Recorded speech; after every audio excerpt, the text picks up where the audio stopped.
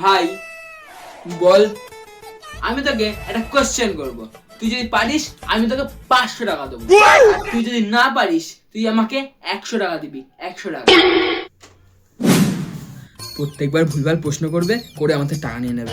তবু পারলে তো 500 টাকা, আর না পারলে 100 টাকাই তো ব্যাপার, দিয়ে দেবো। ঠিক আছে, কর কোশ্চেন কর। বাবা বাড়ি এসে ছেলেকে হকদম পেটান পিটিয়েছে, কারণ ছেলে মদ খেয়েছিল। এবার প্রশ্নটা হলো, কে মদ খেয়েছিল? বাহ, ছে।